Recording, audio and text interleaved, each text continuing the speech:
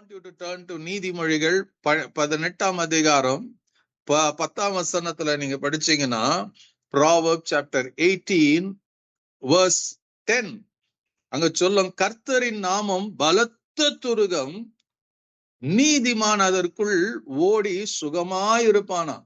என்ன சொல்லுதுங்க? The name of the Lord is a strong tower. Strong டவரா இருக்கிறதா. நீதிமான் என்ன பண்ணுவானா? he will run. எங்க இருப்பாங்க? எங்க ஓடுவாங்க?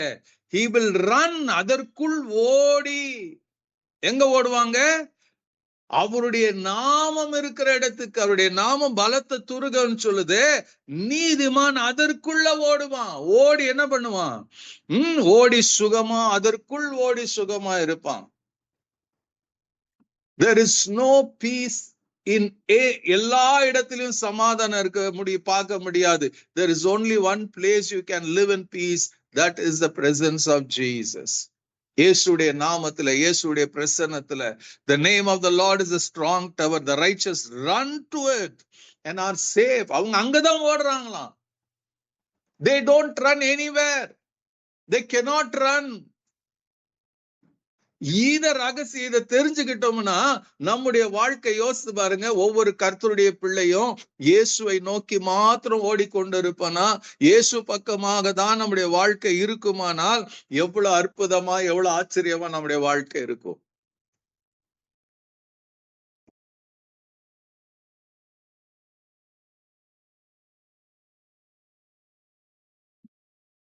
ஒரு சவாலான வாழ்க்கை தான் இது நமக்கு. பாருங்க, 1850ஆம் வருஷத்துல 830 இருந்து 50 அந்த நாட்கள்ல பாத்தீங்கன்னா இங்கிலாந்து நேவில ஒரு வாலிபன் இருந்தான். அவர் பேர் ஆலன் கார்ட்னியர். 17-18 வயசுல became a captain. அத்தனை திறமசாலி. so he became a captain in the ship. நேவில அப்படியே இருந்தாரு. அவர் இருக்கும்போது திருமணம் ஆகிறது. திருமணமான பிறகு ஆண்டவருடைய அழைப்பு அவருக்கு வருகிறது. he found that God was calling him for a missionary. கூப்பிடுகிறதை பார்க்கிறாரு. அப்போ தன் வேலையெல்லாம் ராஜினாமா பண்ணிட்டு அவர் என்ன பண்றாரு? மிஷினரியா போகணும்னு தீர்மானிக்கிறாரு. தீர்மானித்து கொண்டு இருக்கிற நேரத்துல அவருடைய மனைவி இறந்து போறாங்க. அவர் மனைவி இறந்து போன பிறகு அவருடைய வாழ்க்கையே உடைக்கப்படுகிறது. அவர் பேர் ஆலன் கார்ட்னியர். நீங்க கூகுள்ல படிச்சு பாருங்க. ஆலன் கார்ட்னியர் என்ற அந்த ஒரு மனுஷன் தன்னுடைய வாழ்க்கையே மிகவும் கஷ்டமாய் போய்விடுகிறது. உடைக்கப்படுகிறாரு. அப்ப அந்த உடைக்கப்பட்ட நேரத்துல அவருக்கு இன்னும் தெளிவாய் ஒரு காரியம் புரிகிறது. தெளிவாக தேவன் அவருக்கு சொல்லுகிறார், என்னுடைய காரியமா, என்னுடைய வேலையாய் நீ போக வேண்டும் என்று அவருக்கு கட்டளை கொடுக்கப்படுகிறது. அவர் அப்படியே டிராவல் பண்றாரு. இங்கிலாந்துல இருந்து அப்படியே டிராவல் பண்ணி ஆப்பிரிக்காவுக்கு போறாரு. அங்க கொஞ்ச நாள் இருக்கிறாரு. ஆனா அவருடைய இருதயத்துல ஒரு பாரம் பாத்தீங்கன்னா, அவர் சவுத் அமெரிக்கால போய் ஊழியம் பண்ணணும், அங்க இயேசுவை பிரசங்கிக்கணும்னு அவருக்குள்ள அந்த வாஞ்சையும் தாகமும் ஏற்படுகிறது. அதுக்கேற்றபடி அவர் அங்க போகிறாரு. அங்க போகணும்னு தீர்மானம் பண்ணி போகிறாரு. அதுக்கு அடுத்து 2வது ட்ரிப் போகிறாரு. சோ நிறைய அந்த பாதையில நிறைய அவருக்கு நஷ்டங்கள், ஏமாற்றங்கள், இழப்புகள் எல்லாம் ஏற்படுகிறது. சோ அந்த நேரத்துல அவருடைய மனசுக்குள்ள நிறைய போராட்டங்கள் வரும்போது ஒரு சத்தம் மாத்திரம் அவருக்கு திரும்ப திரும்ப அவர் இருதயத்துல கேட்டுக்கொண்டே இருந்ததாம். இல்ல அவர் உணர்ந்த ஒரு காரியம் என்ன தெரியுமா?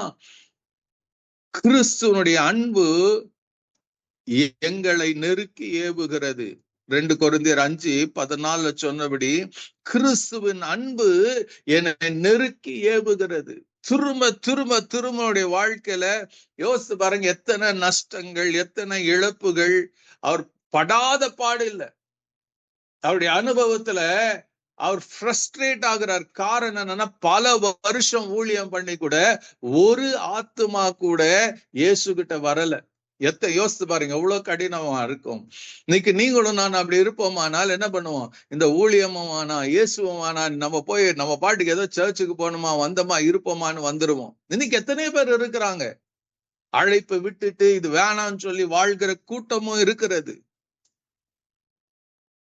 இந்த ஆலன் கார்ட்னியருக்குள்ள இருந்த ஒரு ஏக்கனான ஒரு உந்துதல்ல அவருக்குள்ள எப்போதும் அந்த சத்தம் கேட்டுக்கொண்டு இருக்குமா, கிறிஸ்துவனுடைய அன்பு என்னை நெருக்கி ஏவி கொண்டிருக்கிறது.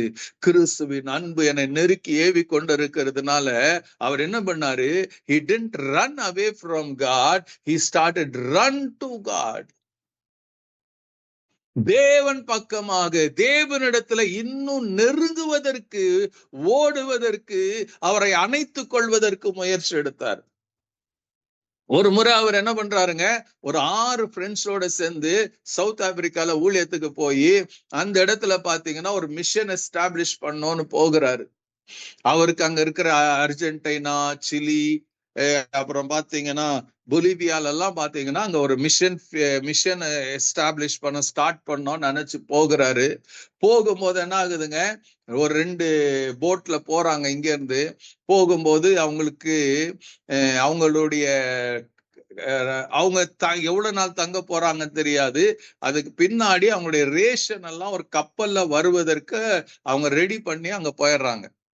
போனதுக்கு அப்புறம் என்ன ஆகுதுன்னா, இந்த அவங்கள ரேஷன் கொண்டு வருகிற கப்பல் வருவதற்கு தாமதமாய் விடுகிறது. அது எத்தனை நாள் தாமதம் ஆச்சு, எத்தனை மாதம் தாமதம் ஆச்சுன்னு தெரியல. வருகிட்ட அந்த அந்த இடத்துக்கு போறாங்க. சவுத் ஆப்பிரிக்காக்குள்ள போகும்போது அவருடைய கொஞ்சம் ரேஷன் இருக்குது. அதெல்லாம் என்ன பண்ணாங்க, அங்க இருக்கிற நேட்டிவ்க வந்து கொள்ளை எடுத்து அடிச்சுட்டு போயிடுறாங்க, எல்லாத்தையும் திருடிட்டு போயிடுறாங்க. அவங்களுக்கு மிச்சமே ஒண்ணும் கிடையாது. இருக்கிறத ஒரு சில நாள் சாப்பிடுறாங்க, அது தீந்து போகுது. பிறகு என்ன பண்றாங்க, அவங்களுக்கு சாப்பிடுறதுக்கு வேற வழி இல்லை. அப்போ அங்க இருக்கிற எலிகளை பிடிச்சு அடிச்சு அவங்க சாப்பிடுறாங்க. அதுக்கப்புறம் பாத்தீங்கன்னா அங்க இருக்கிற வேற ஒண்ணும் இல்ல, ஒரு விளைச்சலும் கிடையாது, வெறும் புல்லுதான் இருக்கிறது.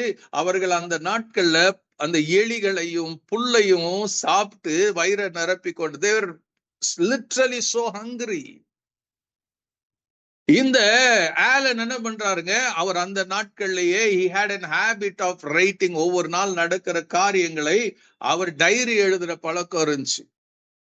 அந்த டைரி எழுதும் போது அவர் என்ன சொல்றாருங்க, அதுல ஒவ்வொரு நாள் நடக்கிற சம்பவத்தை எழுதுறாரு.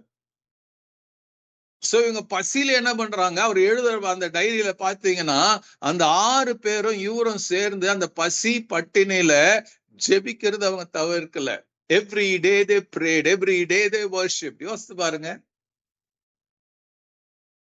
நீங்களும் நானா இருந்தா என்ன பண்ணிருப்போம், ஜெபமா வச்சு ஆராதனையாச்சு பெசாம ஓடி இருப்போம்ல, எங்க எப்படியாச்சும் பிழைக்கணும்னு நினைச்சிருப்போம்ல. பட் இந்த 6-7 பேர் என்ன பண்ணாங்க, they worship, they prayed regularly. பசியில, துன்பத்துல, துயரத்துல. அப்புறம் பாத்தீங்கன்னா அவங்களுக்கு ஆகாரம் புல்லும் இழியும் தான் இருந்தது. அது முடியல. கொஞ்ச நாள்ல என்ன பண்ணுது, பசி நிமித்தம் எல்லாரும் அதே ஐலண்ட்ல மறிச்சு போகிறாங்க. இப்ப எந்த ஐலண்ட்ல அவங்க இருக்க போறாங்கன்னு சொன்னாங்களோ, அதுக்கு பிறகு பல நாட்களுக்கு பிறகு அவர்கள் சரக்குகளை எடுத்துக்கொண்டு வந்த கப்பல் அப்ப வந்து சேருது. சோ அந்த கப்பல்ல அவருடைய கொஞ்சம் டீம் இருந்தாங்க. வந்து பாக்குறாங்க, பார்த்தா அத்தனை பேரும் செத்து போயிருக்கிறாங்க. செத்து போனதை பார்த்துதான் அங்க அந்த டைரியை பார்க்கும் போதுதான் அவங்க பட்ட கஷ்டங்கள் அவர்களுக்கு புரியுது. எந்த அளவுக்கு துன்பம், எந்த அளவுக்கு துயரம், எந்த அளவுக்கு வேதனைப்பட்டார்கள். பசி பட்டினி, சுவிசேஷத்தை கொண்டு போக முடியல, மிஷனை எஸ்டாப்ளிஷ் பண்ண முடியல. அதன் நடுவுல அவங்க வாழ்ந்த வாழ்க்கை, அவர்களுடைய ஜெப வாழ்க்கை, தேவனை தேடுகிற அந்த பழக்கத்துல ஒரு நாள் சோர்ந்து போகாம இருக்கிறத படிச்சாங்க. அதுக்கப்புறம் இந்த ஸ்டோரி, இந்த அவர்களுடைய வாழ்க்கையின் அனுபவம் அந்த டைரியில, அவர் ஆலன் எழுதுன டைரி அமெரிக்காவுக்கு போச்சு. அதை படிச்சவங்க, அதை குறிச்சு கேட்டவங்க, அதுக்கு பிறகு பாத்தீங்கன்னா திரளான மிஷனரிகள் என்ன பண்ணாங்க, சவுத் அமெரிக்காவுக்கு வந்தாங்க, இயேசுவை பிரசங்கித்தாங்க. அங்க என்ன இருங்க, ஒரு பெரிய எழுப்புதல் வந்தது. இன்னைக்கும் பாத்தீங்கன்னா சிலில எல்லாம் அடிக்கடி அங்க எழுப்புதல் வருகிறதா, பிரேசில்ல நடக்கிறது. பெரிய பெரிய சபைகள் உருவாகி கொண்டு இருக்கிறது. அவங்க சொல்றாங்க, இந்த ஆலன் கார்டினியர் அவர் வாழ்க்கையில ஒரு ஆத்துமா கூட அவர் அந்த சவுத் அமெரிக்கால ஆதாயப்படுத்த முடியல.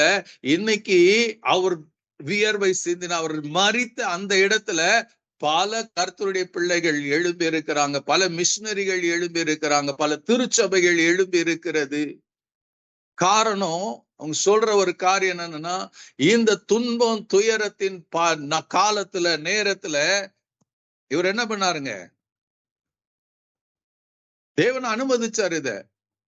அவங்க என்ன பண்ணாங்க, they didn't turn back from God. They walked toward God, or they ran towards God, not away from God. நம்முடைய வாழ்க்கையில கூட யோசிச்சு பாருங்க, ஒவ்வொருடைய வாழ்க்கையில, தனிப்பட்ட வாழ்க்கையில, குடும்ப வாழ்க்கையில நம்ம அநேக நேரத்துல பல துயரமான காரியங்கள், வேதனைக்குரிய காரியங்கள், பலவீனத்துக்குரிய காரியங்கள், போராட்டத்துக்குரிய காரியங்கள் நம்முடைய வாழ்க்கையில எல்லாம் திடீர்னு தோணும். அந்த நேரத்துல நீங்களும் நான் என்ன செய்கிறோம் என்பதுதான் கேள்வி. Are you going toward to God, are you going away from God? தேவன் பக்கமா போறீங்களா, தேவனிடத்துல நெருங்குகிறீங்களா, இல்ல தேவனை விட்டு விலகி தூரம் போகிறீங்களா? நம்முடைய வாழ்க்கையில ஒரு தீமை வந்தது, ஏதோ ஒரு காரியத்தினால நம்முடைய வெட்கப்பட்டு போகக்கூடிய சூழ்நிலை வருதுன்னா, we don't want, we just quit God, we run away from God.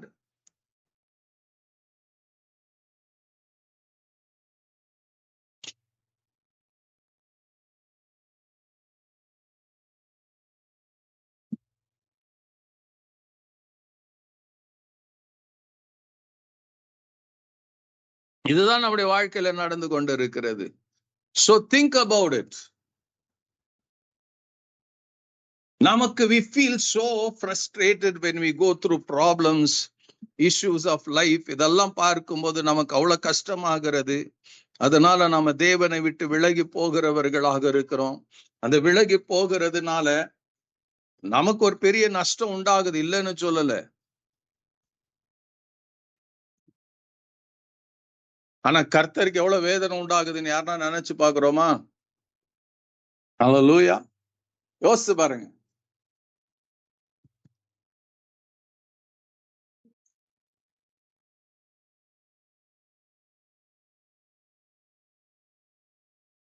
நாம போகிற பாதையில நமக்கு எதிர்ப்புகளும் பிரச்சனைகளும் வரும்போது கர்த்தர் பக்கமா போவோமா, இல்ல கர்த்தரை விட்டு தூரம் போவோமா? நம்முடைய வாழ்க்கையில ஒரு சின்ன காரியம் வந்தாலும் நம்ம என்ன பண்றோங்க, சில நமக்கு அவமானம் நிந்தை வரும்போது, சிலர் நமக்கு அவதூறு பேசும்போது, நம்ம அவமானப்படுத்தும் போது, நம்மை நிந்திக்கும் போது நமக்கு we get so frustrated and we don't even pray. நம்ம முதல்ல எங்க தெரியுமா இயேசுவை விட்டு போகிறோம்?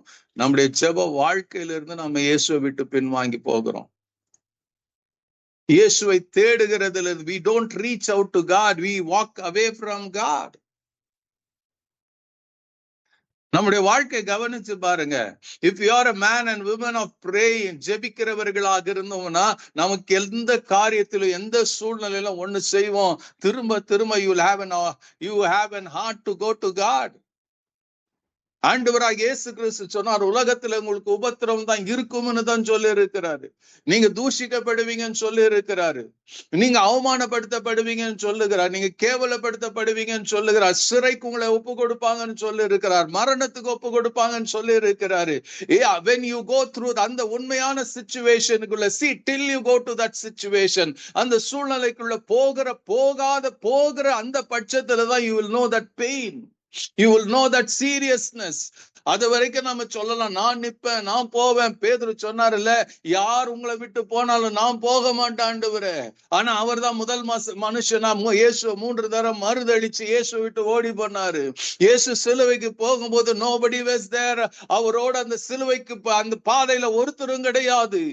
இயேசு சிலுவையில் அறையப்பட்ட பின்புதான் யோவான், அன்பின் சீஷனாகிய யோவானே வருகிறாரு. இன்னைக்கு நம்முடைய வாழ்க்கை அநேக நேரத்துல தான் இப்படிதான் இருக்கிறது. அந்த பிரச்சனை, நம்ம உபத்திரம், we don't want in a Christian life. அதனால என்ன பண்றாங்க, instead of going toward God, we drift away from God. ஆண்டவர் சந்தோஷமா இருப்பாரா? தேவன் மகிழ்ச்சியா இருப்பாரா?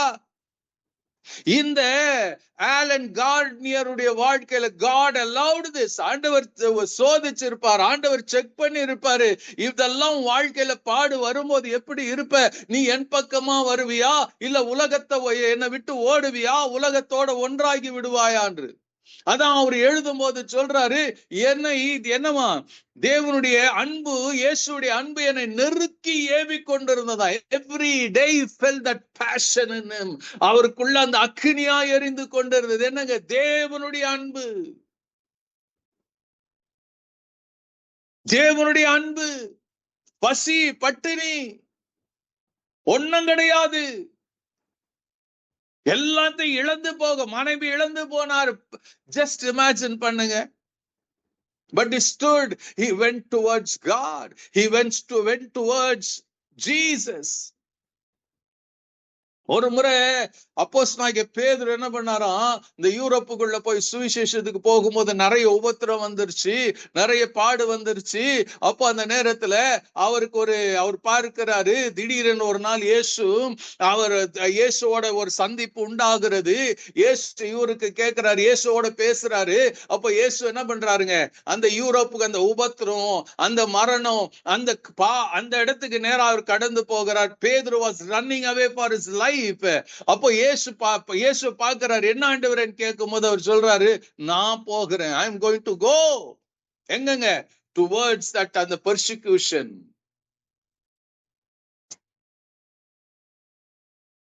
ஆண்டவர் அவரை பார்த்துக்க, நீ எங்கே போகிறாய் பேதுரு? நான் உயிரை காத்து கொள்வதற்காக நான் போகிறேன். இயேசு தன்னுடைய சிலுவையின் பாடை காமிச்சார். ஆண்டவர், நான் உனக்காக மரித்தேன், நீ எங்க போய் கொண்டிருக்கிறாய்?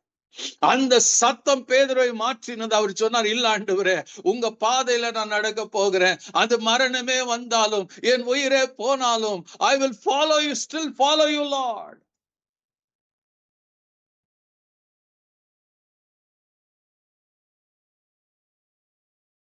இன்னைக்கு எத்தனை பேருக்கு அந்த தைரியம் இருக்கிறது? அதான் இன்னைக்கு வாசித்த பகுதியில நம்ம வாசிக்கிறோம். என்ன பண்றோங்க? நீதிமான் எங்க ஓடுவானா? அவருடைய நாமம் பலத்த துருகமா இருக்கிறான். தேவனுடைய நாமம் பலத்த துருகம். அவன் என்ன பண்ணுவானா? நீதிமானா இருந்தா, நீ ரட்சிக்கப்பட்டு மீட்கப்பட்டவன் நீதிமான். அவன் எங்க ஓடுவானா? அவருடைய இருக்கிற இடத்துக்கு தான் ஓடுவானா. நீதிமான் ஓடி அவன் என்ன பண்ணுவான்? சுகமாயிருப்பான். You cannot have peace, joy, happiness without Jesus.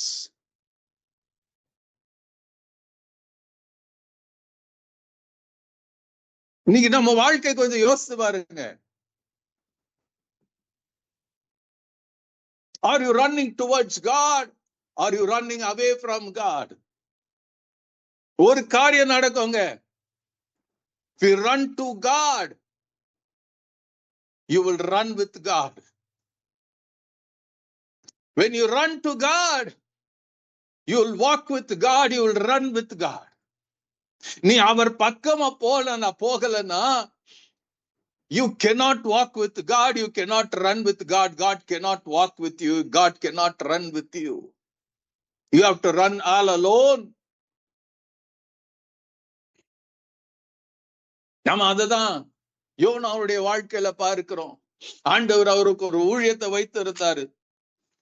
அழகான ஒரு ஊழியம். நினைவே பட்டணத்துக்கு போப்பா, நான் யாருன்னு சொல்லு. யோனாக்கு என்ன இருந்துச்சுங்க? அந்த நினைவு பட்டணத்து மேல ரொம்ப கோபம். நான் போகிறதா? நானா? எவ்வளவு துன்பப்படுத்தினாங்க அந்த அசீரியர். நான் அந்த இடத்துக்கு போகணுமா? மாறாக அவர் என்ன பண்றாருங்க?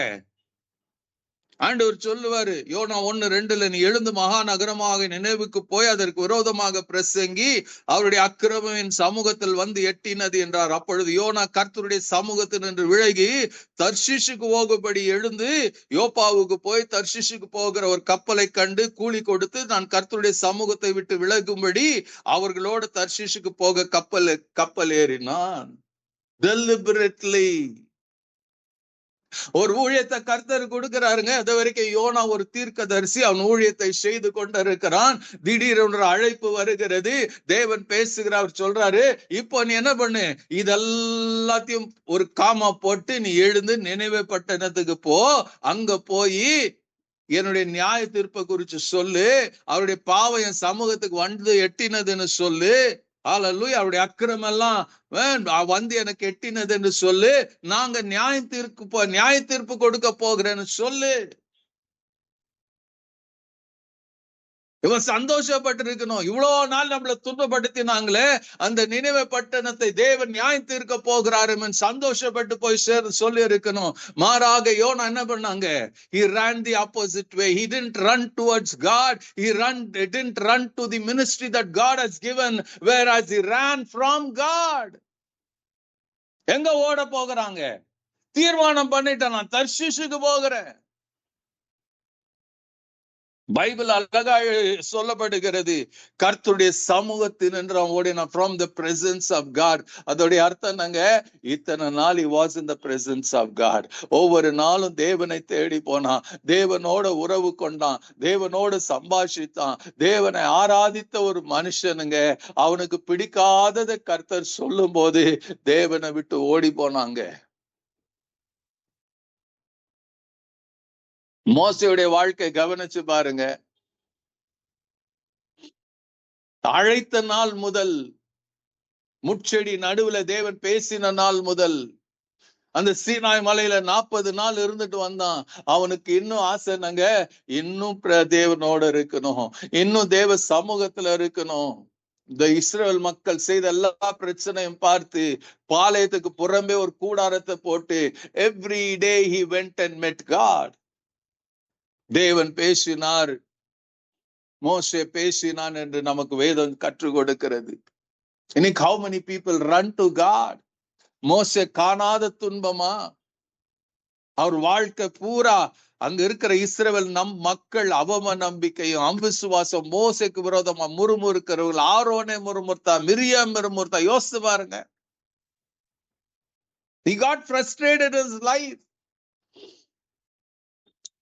கண் மலையை பார்த்து பேசணும் போது கோலால் அடிச்சார். பிகாஸ் அத்தனை வாஸ் ஃபோர்ஸ்ட். இந்த மக்களுடைய பாவம் அத்தனை அவரை துன்பப்படுத்தினது.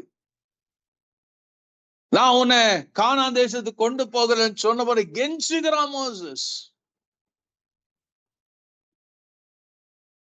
ஆண்டவர் சொல்ல முடியாது, என்கிட்ட கேட்காது. I'm not going to take you. வேணா தூரத்துல இருந்து பாத்துக்க. Moses never ever thought about running from God. அதுதான் இயேசுடைய வாழ்க்கையில கவனிச்சு பாருங்க. He came. தேவனுடைய குமாரன் தான். He was God.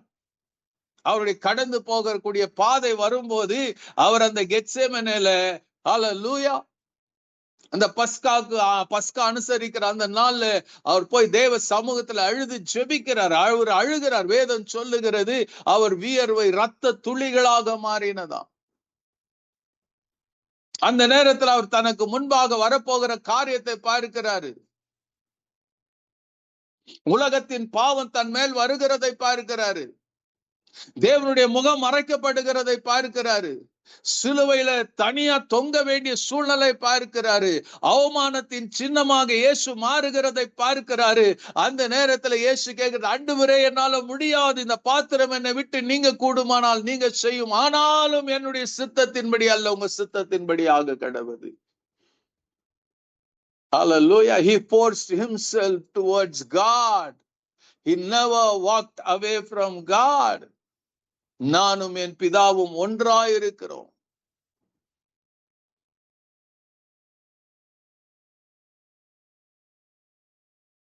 யோனாவுடைய வாழ்க்கையில பாருங்க, அவன் ஓடுகிறான், கப்பல்ல ஏறு எடுக்கிறான், கப்பல்ல டிக்கெட் வாங்குறான், போய் உட்கார்றான், டிராவல் பண்றான். He decided to go to Tarshish. Hallelujah. He became disobedient. நல்லா தெரிஞ்சுக்கங்க, கர்த்தருக்கு நீங்க கீழ்ப்படியாம வாழும் போது நீங்க கர்த்தரை விட்டு விலகி போகிற இருதயம் வந்துடும். புதுசா திடீர்னு வராது. ஆரம்பத்துல ஒண்ணும் தெரியாது. ஐயோ, இந்த பாவம் செஞ்சேன், எனக்கு ஆண்டவர் இன்னும் எனக்கு பயன்படுத்தி கொண்டிருக்கிறார், இதெல்லாம் வரும். ஜெபிக்கல, ஆண்டவர் அற்புதங்களை செய்து கொண்டு, நான் பைபிளே படிக்கல, ஆனா கர்த்தருடைய வார்த்தை வந்தது. இதெல்லாம் வாழ்க்கையில நமக்கு ஆண்டவருக்கு கீழ்ப்படியாமைக்குள்ள கொண்டு போகிற காரியங்கள் ஏற்பட்டு கொண்டே இருக்கும். நீங்களும் நான் என்ன செய்ய போகிறோம்? என்ன செய்ய போகிறோம்? இதெல்லாம் நம்முடைய வாழ்க்கையில கொஞ்சம் கொஞ்சமா உள்ள வந்த பிறகுதான் திடீர்னு ஆண்டவர் நமக்கு சொல்லும் போது, இந்த உபத்திரவம் பாடு வரும்போது, ஐயோ அவர் இல்லாம எனக்கு எல்லாம் நல்லா தானே இருக்குதுன்னு சொல்லி விலகி போயிருவோம். யூத மக்கள் அதான் பண்ணாங்க. அவங்க என்ன பண்ணாங்க? பாகால்களுக்கு தூபம் காட்டுனாங்க. யூத ராஜாக்கள் என்ன தங்கள் பிள்ளைகளை தீக்கடக்க பண்ணினார்களாம். வானராகினிக்கு அப்ப சுட்டு கொடுத்தாங்களாம். அவங்க சொல்றாங்க, நாங்க வாகன ராகினிக்கு நம்ம தூபம் காட்டும் போது அப்ப சுட்டு வைக்கும் போது எங்களுக்கு ஒரு குறையும் இல்ல. நாங்க யெகோவா தேவனை ஏதோ கடமைக்காக நாங்க வைத்துக் கொள்வோம், எங்களுக்கு நன்மை இங்கே உண்டாகுது. They were away from God. They ran away from God. ஆண்டவர் தேவன் எவ்வளோ முயற்சித்தும் God was calling them again and again and again and again and they were walking away from God. இன்னைக்கு நாம அநேக கிறிஸ்தவர்கள் அப்படிதான் இருக்கிறாங்க. ஞாயிற்றுக்கிழமை கர்த்தருடைய சபைக்கு போய் வருகிறவர்களாக இருக்கிறாங்க. After that there is no Christ in them. They are living in this world. They are following the pattern of this world.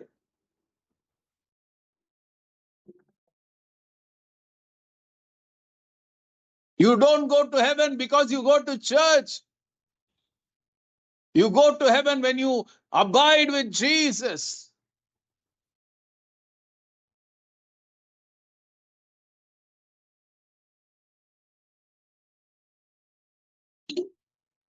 யோனாவுடைய வாழ்க்கை பாருங்க, படிச்சு பாருங்க. தேவனை விட்டு போகிறதுனால நிறைய பேர் நினைக்குவோம் எல்லாம் எவ்ரிதிங் ஃபைன்னு. ஆனா யோனாவுடைய வாழ்க்கையில நமக்கு பாடத்தை கத்து வச்சிருக்கிற ஆண்டவர் கத்து கொடுக்கிறாரு. கப்பல்ல புயல் வருது,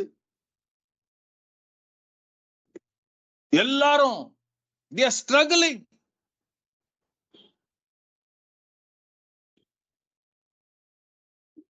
நாலாம் வசனத்துல படிச்சீங்கன்னா, கர்த்தர் சமுத்திரத்தின் மேல பெருங்காற்றை வரவிட்டார். அதனால் கடலிலே கப்பல் உடையும் என்று நினைக்கத்தக்க பெரிய கொந்தளிப்பு உண்டாயிற்று. Disobedience brings God's anger. If you run away from God, you will face the wrath of God. எதுக்குங்க? உன்னை மனம் திரும்ப செய்வதற்காக தான்.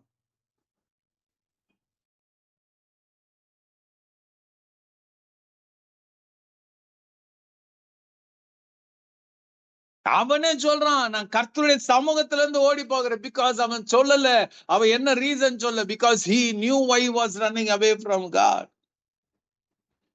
இன்னைக்கு அற்பமான உலகத்தின் காரியத்துக்காக எத்தனை பேர் விட்டு தேவனை விட்டு விலகி போகிறோம். எத்தனை நானு நிறைய இந்த கிறிஸ்டியன் நியூஸ்ல வர எத்தனை பேர் இன்னைக்கு பாத்தீங்கன்னா ஊழியக்காரர்கள் சபையை விட்டு போயிட்டாங்க.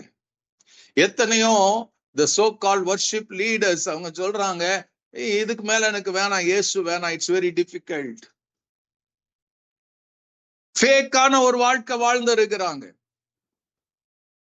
They mesmerize people by their outward appearances. ஆனா உண்மையான என்ன இருந்துச்சுங்க, they were not living with Jesus. இன்னைக்கு நாம அநேக கிறிஸ்தவர்கள் அப்படிதான் இருக்கிறோம். We want all comfortableness.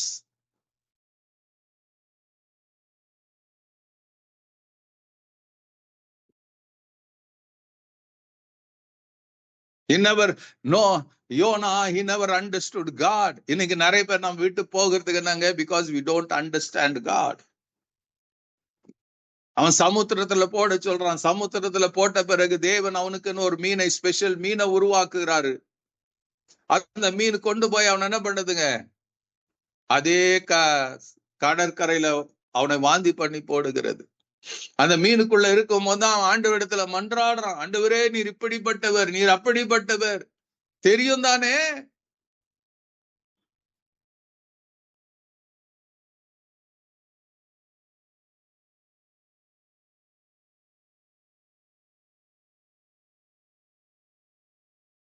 YONO என்ன கத்து கொடுக்கிறாருங்க, God is still compassion. தேவன் இரக்கம் உள்ளவரா இருக்கிறார், இரக்கத்தில் ஐஸ்வர்யம் உள்ளவரா இருக்கிறாரு.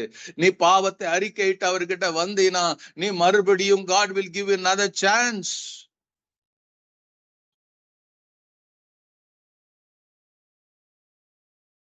ஆண்டவரே என்னை மன்னிங்க, நான் போனது தப்பு, நான் பின்வாங்கி போனது, ஆண்டவரே நான் உமக்கு விரோதமா செய்த பாவம் நினைச்சு நீங்க வருவீங்கன்னா God opens another door for you.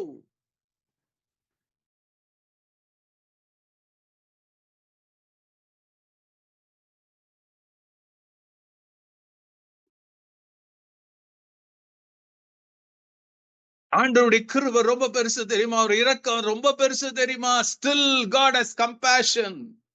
Still God wants to run towards him. அவர் பக்கமாக ஓடி வரணும்னு ஆண்டவர் எதிர்பார்க்கிறாரு. ஏன்னா ஆண்டவருடைய ஆசை என்ன தெரியுமா? நீ வந்தினா தான் அவரோட கூட நடக்க முடியும். நீ வரலனா முடியாது. லூக்கா 15ஆம் அதிகாரத்துல நம்ம படிக்கிறோம். கெட்ட குமாரனுடைய கதையை, ப்ராடிகல் சன்னுடைய காரியத்தை படிக்கிறோம். அவன் என்ன பண்ணாங்க? ஒரு நாள் உலகம் அவனை கவர்ந்தது. அவனுக்கு தனக்குரிய சொத்தை எடுத்துட்டு என்ன பண்றான்? அவங்க அப்பா விட்டு விலகி போயிட்டான். He ran away from God, Father. இல்லன்னா எப்படி சொல்லலாம்? தேவனை விட்டு அவனும் விலகி ஓடிட்டான். ஓடின பிறகு அவங்கிட்ட இருக்கிறதெல்லாம் செலவழிஞ்சு போச்சு. அது அவனுடையது அல்ல, அவங்க அப்பாவுடையது. அவன் சம்பாதிக்கல, அப்பா இருந்ததுனால, கூட இருந்ததுனால கொடுத்தாரு. யோசித்து பாருங்க. நீங்க இயேசு கிட்ட வரும்போது ஆவிக்குரிய அத்தனை கிருபைகளும் தேவனுடையது. இது ஒண்ணு கூட நம்முடையது கிடையாது. ரட்சிப்பு கர்த்தருடையது, மீட்பு கர்த்தருடையது, பரிசுத்தம் கர்த்தருடையது, ஆவியானுடைய அபிஷேகம் கர்த்தருடையது, வல்லமை கர்த்தருடையது, கிருபை கர்த்தருடையது, ஊழியம் கர்த்தருடையது. ஒண்ணு கூட நம்முடையது கிடையாது, நமது கிடையாது. It's all God's. அதை இலவசமா கிருபையாய் நமக்கு கொடுக்கிறாரு. அதை எப்படி பயன்படுத்துறோங்க? இந்த கெட்ட குமாரன் எடுத்துட்டு போனா அதை தன்னுடைய வழியில, சொந்த வழியில பயன்படுத்தினா அது செலவழிஞ்சு போச்சான். தேவன் இல்லாம தேவனுடைய வரம் நமக்குள்ள ரொம்ப நாள் இருக்காது. தேவன் இல்லாம அபிஷேகம் இருக்காது. தேவன் இல்லாம வல்லமை இருக்காது. தேவன் இல்லாம கிருபை இருக்காது. தேவன் இல்லாம ஒண்ணுமே இருக்காது. ஆவிக்குரிய ஒரு வாழ்க்கை நம்ம கிட்ட இருக்காது. ஒரு நாள் அவன் உணர்றான், எல்லாம் போயிட்டாங்க.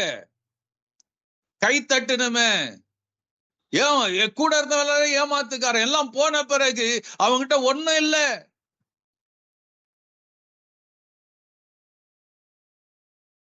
அந்த நேரத்துல பன்றிகள் நடுவுல இருக்கிற அவன் தன்னுடைய தகப்பனை நினைவுக்கு வருகிறான். யோனா ஓடுனா. He looked unto God. இவன் ஓடுனா, எல்லாம் செலவழிஞ்சு போச்சு. Now he looks to the Father. நினைச்சு பாக்குறான், எங்க அப்பா வீட்டுல வேலைக்காரங்க இருக்கிறாங்க, அவங்களுக்கு 3 வேளை சோறு இருக்கிறது, அவங்களுக்கு உடுத்தி கொள்ள வஸ்திரம் இருக்குது, அவங்களுக்கு கால்களுக்கு பாதரட்சை இருக்கிறது. ஐயோ, இப்ப யோசிக்கிறான், இழந்து போயிட்டேனே, எங்க அப்பா விட்டு நான் தூரம் வந்துட்டேனே. அவனுக்குள்ள ஆதங்கம்.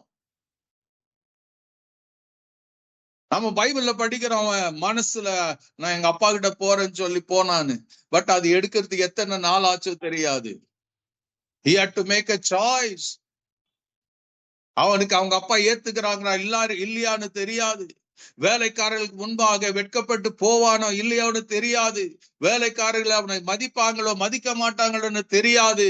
He had to make ஒரு என்ன பண்ணாங்க, ஒரு பயங்கரமான ஒரு முடிவு எடுக்கணும். அந்த நேரத்துல அவ எடுக்கிற முடிவு என்னன்னா ஆகட்டும், நான் எங்க அப்பா கிட்ட போக போறேன், மகனா இல்ல வேலைக்காரனா போறேன், வேலைக்காரர்ல ஒருத்தனா இருக்க போகிறேன். அந்த உணர்வோட தான் போகிறான், மனம் திரும்புதலோட போகிறான். If you are walked away from God, repent and come back to God. தேவனிடத்துல திரும்பி வாங்க.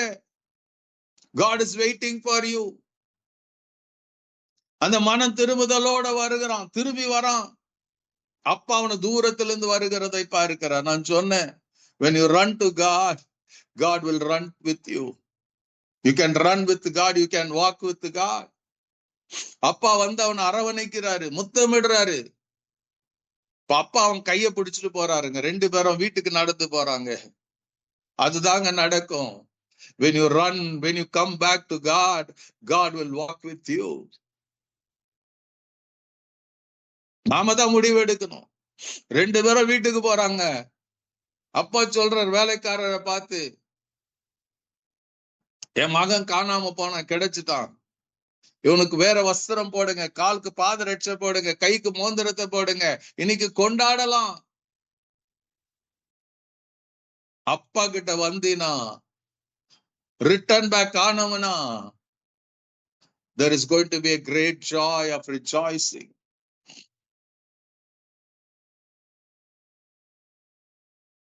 பெரிய மகிழ்ச்சி அப்பா வச்சிருக்கிறார், சந்தோஷத்தை வச்சிருக்கிறார், மன மகிழ்ச்சியை வச்சிருக்கிறாரு. காணாம போன அது யாருங்க? நீங்களும் நானும் தான், ரட்சிக்கப்பட்டவங்க தான்.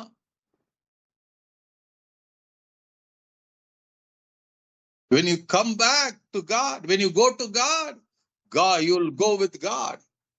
இது நிச்சயமா நடக்கும்.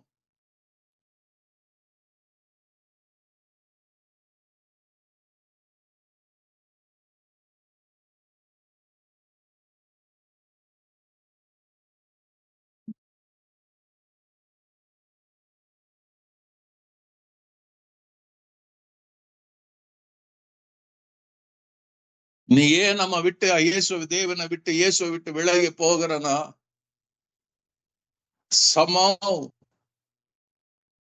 ஏதோ ஒரு காரணத்தினால அவரை பார்க்க முடியாம போயிருச்சு.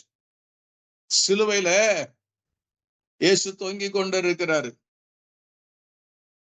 பூமி எல்லாம் காரிருள் வந்துருச்சு. அப்ப இயேசுடைய வாயிலிருந்து, உதட்டிலிருந்து ஒரு சத்தம் பெறப்பட்டது, என் தேவனே, என் தேவனே, ஏன் என்னை கைவிட்டீர்? ஏன் கேட்டாருங்க?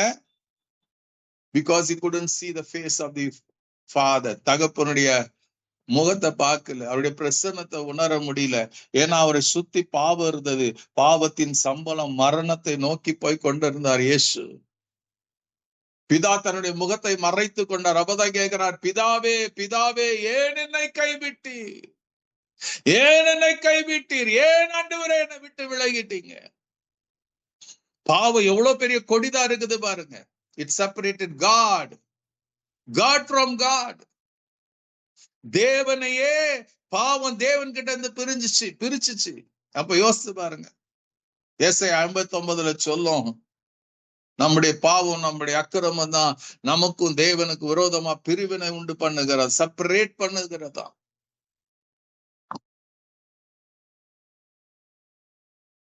அந்த பிரிவினை வரக்கூடாதுன்னா ஒரே ஒரு வழிதான், கீப் லுக்கிங் டு ஜீசஸ். போன வாரத்துல கூட பார்த்தோம். எபிரேயர் 12ஆம் அதிகாரத்தின்படி, அல்லேலூயா, எல்லாத்தையும் நெருங்கி வருகிற எல்லா பாவத்தையும் உதறி தள்ளி விசுவாசத்தை துவக்குகிறவர் முடிக்கிறவருமாகி அவரையே நோக்கி நாம் ஓட கடவோம்.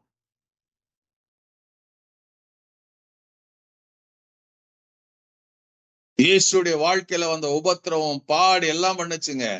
அவர் வந்தது, ஆனா ஆண்டவராக இயேசு கிறிஸ்துடைய பார்வை தேவன் கொடுக்க போகிற அந்த மகிமை மேல இருந்தது. இன்னைக்கே நம்ம தேவனை விட்டு விலகி போகிறோம். we skip away from God? Why we skip away from church?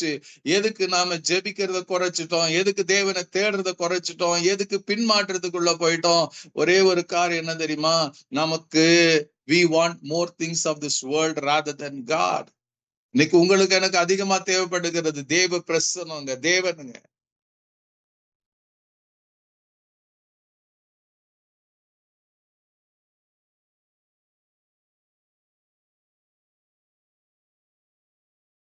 கொஞ்சம் இந்த நான் ஆலன் கார்டியரோட அந்த லைஃப் ஹிஸ்டரியை படிக்கும் போது I said, how could this be? என்ன நான் அந்த இடத்துல வச்சு கம்பேர் பண்ணுவேன்? நான் இருந்திருப்பேனா? நான் நின்று இருப்பேனா? ஒன்னே ஒன்னு ஆலன் கார்டியர்ல இருந்தது, he looked unto Jesus. Jesus had all the opportunity to leave, அவர் முகத்துல காரி துப்புனாங்க, அவர் கன்னத்துல அடிச்சாங்க, அவர் தாடியை பிடிச்சு இழுத்தாங்க, அவர் தலையில முள்முடி சூட்டினாங்க, அவரை கோலால் அடிச்சாங்க, அவரை நிர்வாணமாக்கினாங்க, சாட்டையினால் அடித்து அவருடைய முதுகை கிழிச்சாங்க, அவர் சிலுவையை சுமக்க வச்சாங்க, அவர் கைகள்ல ஆணிகளால் கால்கள்ல ஆணிகளால் கடாவுனாங்க. They mocked Jesus. அடிச்சு சொன்னா, யார் அடிச்சதுன்னு சொல்லுப்பா.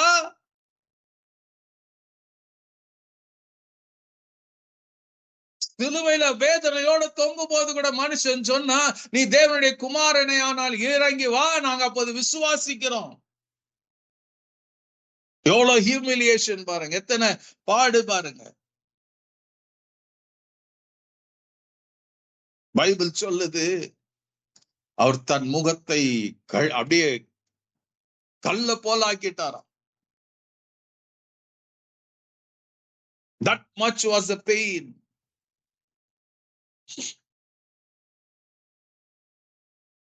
நம்ம வாழ்க்கையில வரும், இயேசுக்காக நிப்பீங்கன்னா உபத்திரமும் பாடு வரும். என்ன பண்ண போறோம்?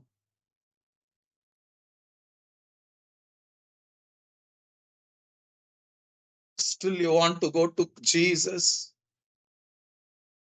இன்னும் இயேசு பக்கமா போக விரும்புறீங்களா? ஆர் ஆப்போசிட் சைட திருப்பி கொள்ளுவீங்களா?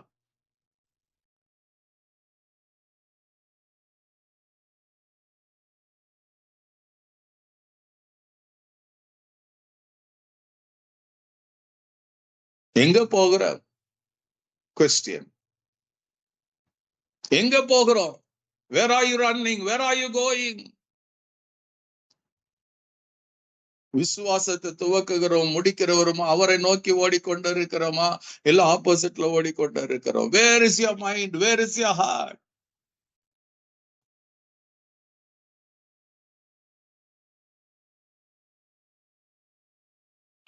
என் ஆண்டவர் ஏக்கத்தோடு உங்களை என்னையும் பார்த்து கொண்டு, சின்ன கூட்டம் தான். He is watching you and me. நம்ம முகத்தை பார்க்கல, அவர் இருதயத்தை பார்த்து கொண்டிருக்கிறார். What are you talking in your heart?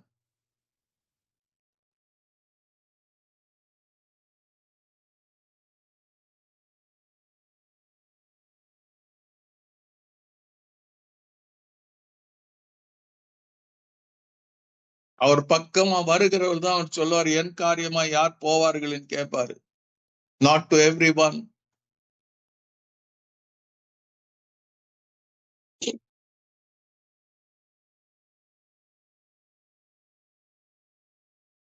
Not to everyone.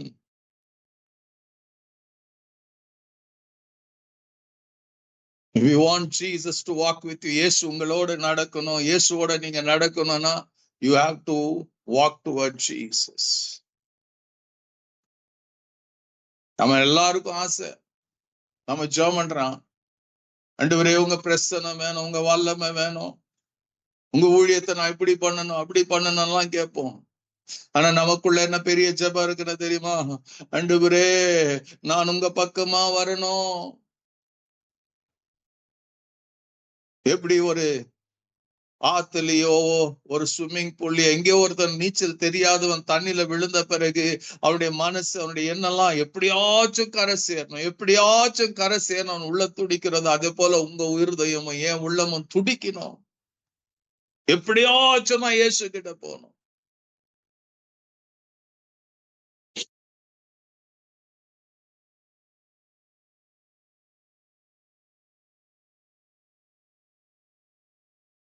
இன்னைக்கு உபதேசம் வந்துருச்சு, எப்படி இருந்தாலும் இயேசு இருப்பாரு. நோ,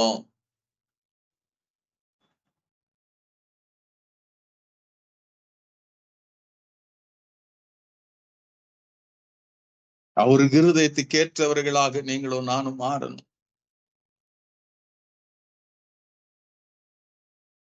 மரணமே வந்தாலும் இயேசுவை நீங்க போதும் சொல்லக்கூடிய அந்த அனுபவத்துக்குள்ள வரணும். Will you reach out to Jesus? இந்த நாள்ல எத்தனை பேர் ஆண்டவர் ஒவ்வொருடைய வாழ்க்கையில பாருங்க, பேதுருவை கூட்டிட்டு போறாரு. லூக்கா 5 ஆழத்துக்கு வாப்பா கூட்டு போறாரு. அங்க தன்னுடைய மகிமையை வெளிப்படுத்தினார். பேதுருடைய காலில் விழுந்து சொன்னா, நான் பாவி ஆண்டவரே, என்னை விட்டு போயிருங்க. ஆண்டவர் சொன்னார், நான் உன்னை விட்டு போகிறதுக்கு வரலப்பா. நீ இவ்வளவு நாள் மீனை பிடிச்ச, நான் மனுஷரை பிடிக்கும்படியா நான் மாற்ற வந்திருக்கிறேன். அன்னையில இருந்து பேதுரு become a disciple. பேதுரு மறுதளிச்சான். அடுத்து இயேசு அவனை சந்திக்கிறாரு. அவன் கேட்பாரு, என்ன நேசிக்கிறியா பேதுருவே? நான் சொல்ல, உமக்கு தெரியும் ஆண்டவரே, அன்னைக்கு ஏதோ எமோஷனலா நான் போயிட்டேன், என்னால முடியாத ஆண்டவரே. என்ன நினைச்சிருக்கணும். ஒரு நாள் இயேசு கேட்டார், எல்லாம் என்ன விட்டு போயிட்டாங்க, நீங்களும் போக விரும்புறீங்களா? பேதுரு சொன்னாரு, ஜீவ வசனம் உம்மிடத்துல தானே இருக்கு, நாங்க எங்க போக முடியும்? நீங்க மரித்து உயிரோட எழுத பிறகு பார்க்கிறான், மகிமையை பார்க்கிறான். அவன் சொல்றான், ஆண்டவரே, இன்னைக்கு தப்பு பண்ணிட்டேன், நான் மனம் கசந்துட்டேன், மனம் திரும்பிட்டேன், நான் எங்க போக முடியும்? நான் உங்க நேசிக்கிறது தெரியுமே இயேசுவே. அப்ப என் ஆடுகளை மேய்ப்பாயா, பாரு, நான் உன்கிட்ட பொறுப்பு கொடுக்கிறேன். ஏன் ஆடு? இயேசு சொல்றார்,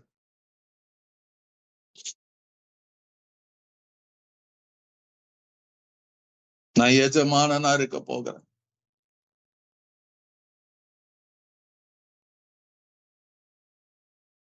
அன்னைக்கே சொன்னானா, நீ எப்படிப்பட்ட மரணம் பேதுரு மறிக்க போகிறான். The same Jesus இன்னைக்கு உங்களுக்கு எனக்கு நடுவுல இருக்கிறாரு.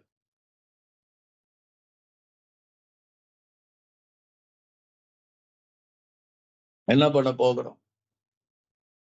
Where are you now? ஒரு பாடல் கூட, ரோ மனிதனே என்ற ஒரு பாடல் கூட இருக்குது. எங்க இருக்கிறீங்க?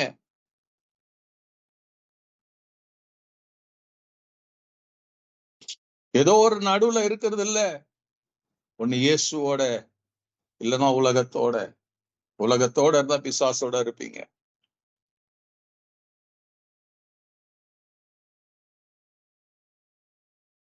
எங்க போய் கொண்டு இருக்கிறோம்?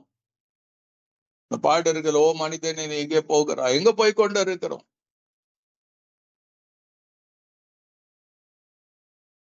Will you go to Jesus? இயேசுவின் பக்கமா உங்க அடி எடுத்து வைப்பீங்களா? இயேசுடைய அடிச்சுவடுகளை ஃபாலோ பண்ணுவீங்களா?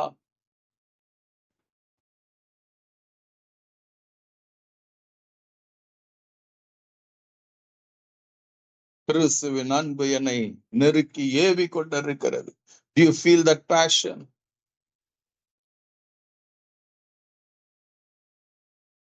எரேமியா சொல்லுவார், நான் பேச விரும்பல ஆண்டவரே, நான் ஜெபிக்க விரும்பல, ஆனா உம்முடைய அக்கினி, உம்முடைய வார்த்தையின் மகிமை அக்கினி எழும்புல அடைப்பட்டு இருக்கிறது. என்னால வாய் அடக்கி கொண்டு இருக்க முடியல.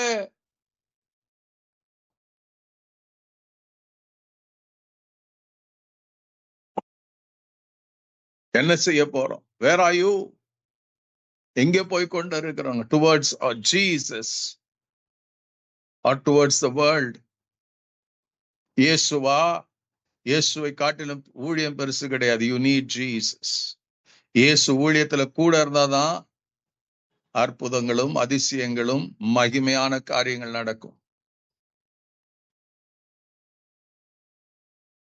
என்ன பண்ண போகிறோம்? என்ன பண்ண போகிறோம்? Is your feet running towards Jesus or towards the world? தீர்மானம் பண்ண வேண்டியது ரைட் now இந்த நேரத்துல. அந்த உணர்வோட, if God has spoken to you, surrender, உங்களை நீங்க ஒப்பு கொடுங்க. கர்த்தர் நடத்துவாராக. May God open your hearts and minds to look to Jesus. அவர் பக்கமாக நடக்க உங்களுக்கு உதவி செய்வாராக. May God be with you.